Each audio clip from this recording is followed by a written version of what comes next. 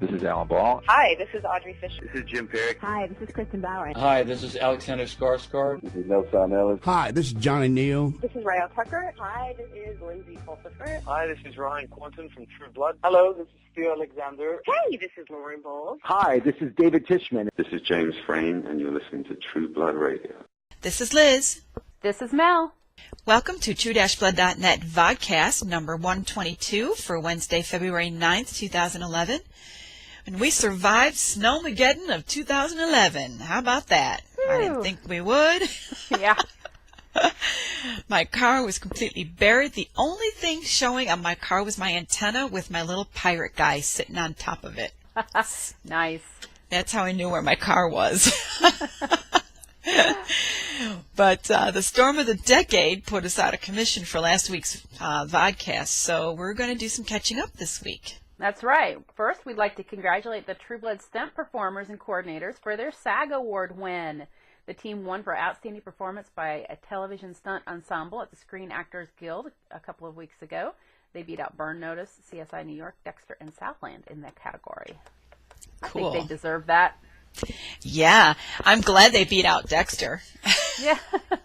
A little rivalry there, Liz? Just a little. I don't watch the show, but I can't watch it, but everybody's crazy about it, and it used to, I don't know, it beat out True Blood in a number of awards, so I'm kind of, yeah, it's kind of nice to see True Blood triumphant. Yeah, it's a little bit of karma there. Yeah. Well, singer-songwriter Elizabeth Scott posted on her Facebook page that she's been filming some scenes on season 4, which was really awesome. When I saw that, I said, "What?" She said, "Yeah, for real." Wow. And but she didn't give any particulars about what she's filming. She says that she's having a lot of fun, though. I wonder if she's going to be a singer, like, maybe they go to some jazz club or something, and she's there singing. Yeah, something. Yeah, or no, she's too. I can't see her performing at Fantasia. Nah. No. Maybe she's at a funeral? I can't think who that would be, though. I don't know. Or maybe she's not singing at all, and we're going completely the wrong direction. Yeah. That is super cool, though. I know. I was really excited. Well, in other exciting news, Charlene Harris teamed up with the folks at iPlay.com to create a fun, interactive online game called Dying for Daylight.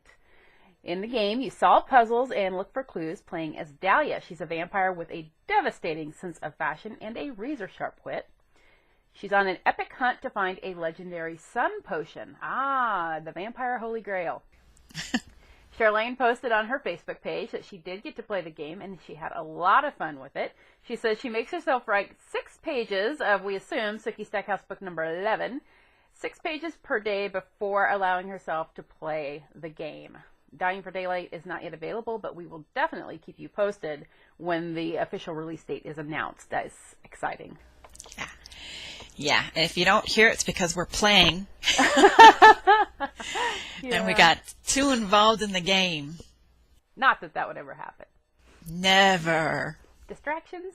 Ooh, shiny. I like shiny. Well, did you check out our Friday 5 from last week? Surprise, surprise. Kristen Bauer and her husband, singer-songwriter Aubrey Van Straten, were our guest writers for that feature.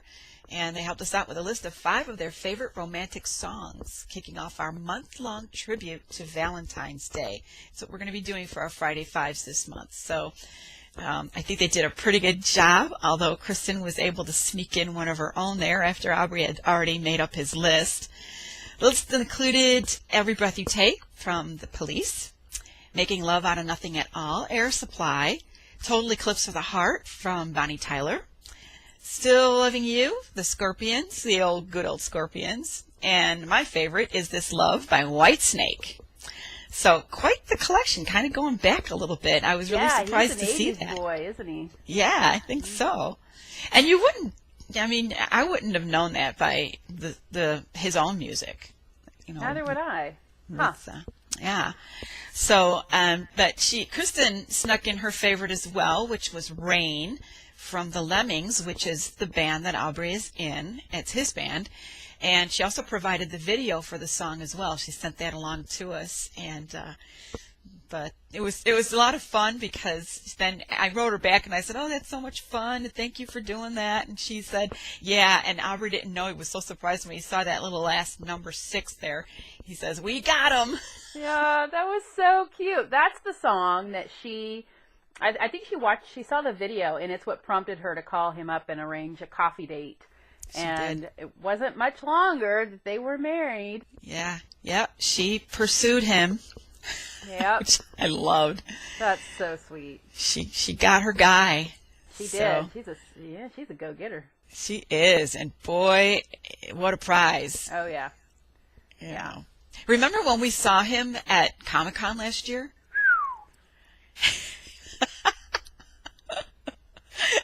He's like so much better in person. Yeah. And ain't nothing shabby in pictures, so there you go. He's a big guy. I mean, he's got shoulders out to here, and he's like 9 stories tall. And... Yeah. Well, Kristen's pretty tall herself. Yeah.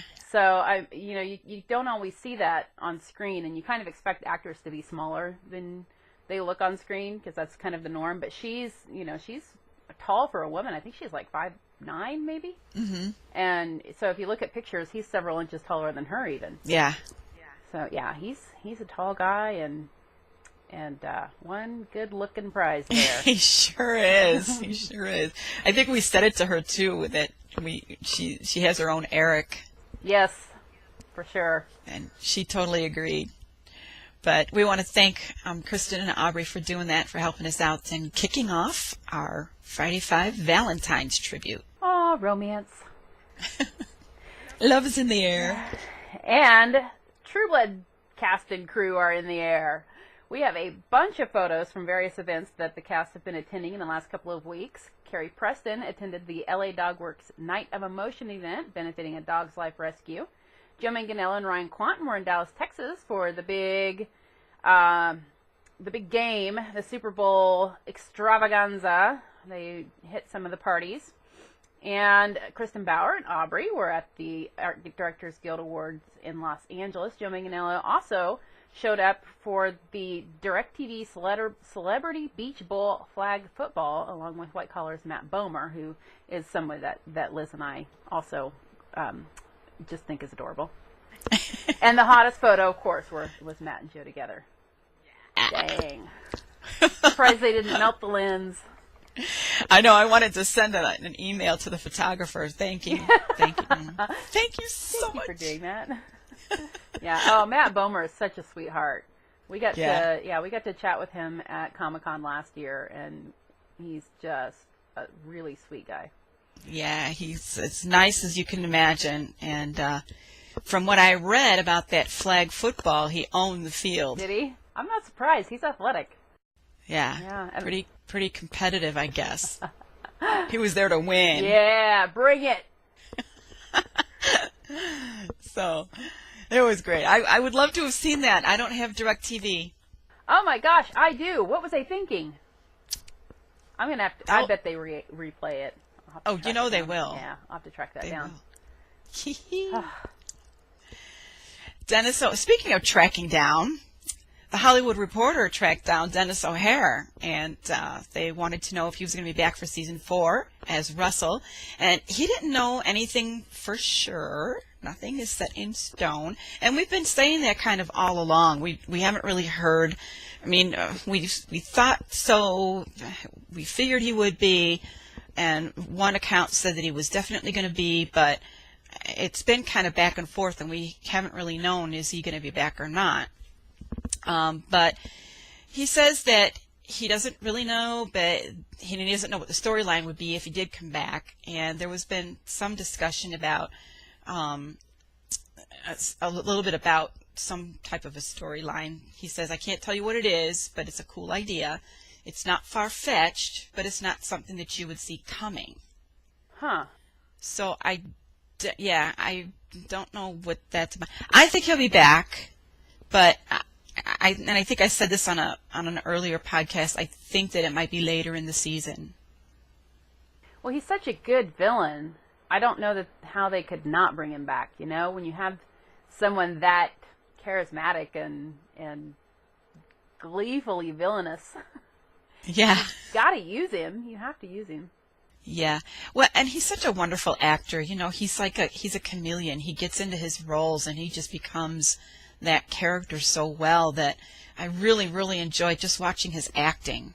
You know, I've kind of seen him, you know, in other movies here and there, and have been struck by the same feeling that, wow, this is some talent here, and I would love to see him back on True Blood. And he seemed to have a good time. Yeah, I approve of that. Bring him back. Bring him back. I approve this message. All right, well, we are going to move into our spoiler section now. So if you don't want to be spoiled for Season 4, now's the time to turn off the podcast, and we will see you next week. Yep. Ciao. But if you're still with us, Liz, kick it off. All right. Well, Michael Azziello, he's got some True Blood Ryan Quanten spillage, which is not hard to do with Ryan. But he gave Michael just a little bit of Jason news for Season 4, and Ryan told him that Jason will be dealing with issues related to his latest flame, Crystal, who's a werepanther, and I guess there's going to be some pretty serious, you know, things he's going to have to adjust to and whatever. I would think so, you know, werepanther. I would think so. Yeah. And anyway, he's also going to keep his job as a cop. He's actually going to be promoted to actual officer. I'm not sure about that. I mean, is Andy taking too many painkillers? I think maybe he's taking too many painkillers. Yeah. Hey, you know, maybe Andy goes off the deep end. If he can't handle the pressure, I mean, geez. Oh, yeah. We saw Bud lose it, and he's, I think, a stronger mind than, more willpower than Andy, so maybe. Can you imagine if, oh my gosh, if Jason ends up in charge? No. Kenya would smack him. It won't happen. Kenya would take him down. I don't know. I couldn't imagine Andy leaving him in charge. No. Lord, what a thought. So Rutina Wesley says that Tara will definitely be back in Bon Tom. I don't know why that was in question, but she doesn't know exactly. She didn't say exactly when. She did let drop that Tara may be returning with some power of her own. Oh, we're thinking this is more of a character evolution than an actual power. After all she's been through, she couldn't come out of that unscathed. But maybe the power she returns with is an even worse boyfriend than Franklin Mott. Eek. Yeah. Can you imagine? Well, she's a magnet for those guys, though. She is, and we do know that a really big bad is coming. So, But if she and Lafayette are cousins, and Lafayette has power through his grandmother, which I believe is also Tara's grandmother. Mm-hmm. Yeah. So maybe she has some of the same power he has, and it's being awakened. I don't know, maybe, but I just kind of think that would just totally freak her out. On the other hand, she is trying to gain control of her life and not be at other people's mercy anymore. So True. She may see it as, oh my gosh, what if she's part of the witch thing? Like, what if she sees that as an empowerment? Oh. And like wholeheartedly embraces it and then ends up on the wrong side? Yeah. Ooh. Oh. That would be kind of Tara-like. Yeah. She would unwittingly then be up against Sookie. Yeah. That's interesting. Yeah, maybe she gets in with Hallow's group. And from what we know of Hallow, she's a pretty dynamic personality, very strong, very compelling. So, and Tara really, she's kind of kind of easily led. But yeah, I mean, she's a tough cookie in her own right. But yeah, as soon as anybody is tender or caring toward her, she just soaks that up, and she kind of becomes even though part of her is cynical and resistant, another part of her just latches onto that and holds on, like we saw with Marianne. She did a little bit with Sam. She did it with eggs. She's a little. She can be a lot. little needy. Mm-hmm. And she could overlook a lot of strange and dangerous things, warning signs. Yeah. Well, speaking of Hallow, you did a profile on her last week. I did, and the description that we have for the show is a timid, self-loathing, Z-list palm reader who is overtaken by the spirit of a real witch, who is Hallow, and she becomes a very powerful witch. But the book's description of her is she's a witch and a werewolf who drinks vampire blood, which we saw last season. Didn't we? Yeah, we saw it with Debbie Pelt. Debbie Van Pelt. Where'd that come from? I don't know, but the I Mentalist. work with the Doris Van Pelt, so there you go. I was just thinking, how do you know my colleagues? Yeah. So, but in the book, she's really dangerous. She was portrayed as being very tall and slim and broad-shouldered, with short brown thick hair and a design painted on her face.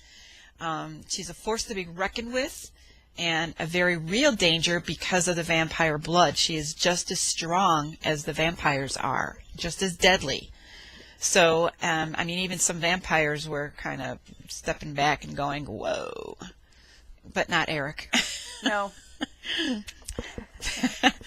So, anyway, she is the leader in her coven, and she blows into Shreveport to try and take over the vampires' business and money, targeting Eric. She puts a spell on Eric, and it results in an arc and Dead to the World that fans have been waiting to see since season 1. It's all anybody talks about. So, if Alan Ball does not do this, he is in for a lot of angry emails. Yes. Yeah. Yeah, I'm thinking he's going to have some vials of blood shipped his way. I'm thinking it's too juicy of a storyline not to do, really. I mean, if you think about it just from a storytelling perspective, it's too tempting. You know, he's going to do it. I know he will. We don't know how he's going to do it, but, you know, remember, he was just as much a fan of the books, and there was a lot of things that he loved about the books that we did. So, you know, he'll do it. He'll do it. And he knows what the fans like. Yeah. I don't think he can resist it. Nah. No. Well, it was the entire book. What exactly. happened. You can't really overlook that. Yeah. So even though we're getting clues from Joe Manganiello that Sookie and Alcide are going to get closer, or certainly that Alcide wants to get closer to Sookie this season, that does not mean Eric is out of the picture by any stretch of the imagination. That's right. That's Sookie. She's a lucky, lucky girl. I'm telling you. Except for all the blood and the dying. She's a lucky, lucky girl. And getting beat up so much. Yeah. Other than that, and her house getting trashed. Yeah. Besides that, she's a lucky, lucky girl. She gets the hot guys that want her. They all want her. You know, maybe this is my problem. Maybe I'm playing it too safe. Yeah, no. You're going to have to step out of your comfort zone. No. You know how I am with the blood on TV. Yes. You don't need that in real life. Thank you very much. Yeah, no, it's just scary. Well, I think that's it for this week. That's all we have. We pretty much caught up. It's kind of quiet. You know, they really are busy working on the show, so there isn't going to be a whole lot of news except when, you know, there's a party going on and Ryan Quanten will be there. And Joe. And Joe. Joe can always be counted on for an Alcide quote. He is such a cheerleader for his character. Yeah, he really is. He really is. Speaking of cheerleader, his tweets were all about the Steelers. Of course. He's from Pittsburgh. He's so right. So Joe. Now be nice. Sorry. They almost came. I mean, they overcame quite a deficit. They were pretty close there. Yeah, well, I'm not being a diehard Bears fan, I cannot be a Packers fan. So I really was not rooting for either team. But if I had to pick one, just because of the rivalry, I would have to have said the Steelers. Because of their quarterback, I would have had to not say the Steelers. Yeah, see, that's what my big hang-up is. Yeah. So. Anyway. Athletes who get a pass on that kind of, ruin it. So. No hate mail, please. No. Oh, I think more people agree with us that watch this podcast than not. Yeah. So. All right. Well, we're gonna close out the show. Let's end it there. Let's end it. All right. Well, we want to thank you all for joining us every week. And our show is written and produced by Mel and myself. Music courtesy of Kevin MacLeod of Incompetech.com. The vodcast is copyright True-Blood.net. All rights are reserved. True-Blood.net is not affiliated with HBO or the cast and crew of True Blood. Be sure to bookmark True-Blood.net and watch next week's podcast, which we usually try and put up every Wednesday. We're pretty good about putting it up on Wednesdays. Unless there's a snowstorm or, I don't know, a hurricane or something. But we do try and get it up on Wednesdays. But we'll have all your latest news spoilers and hopefully some emails to read from you guys. So send them in. We also want to thank our editor, Hunter, for doing such a fine job with the podcast. And on a programming note, due to increasing restrictions on free accounts at Blog Talk Radio, our weekly Friday morning radio broadcast over there has been canceled for the foreseeable future. Maybe if they change their greedy ways, we'll go back to them. But for now, we're just looking at some other options for those that want to listen to the audio-only podcast. More than likely, we'll have an iTunes feed up this week, if not next. So keep your eyes peeled for that. And as always, don't forget to send in your comments or questions to webmaster@true-blood.net. We love to hear from you, and we would love to answer your question on the podcast. See you next time. Bye-bye.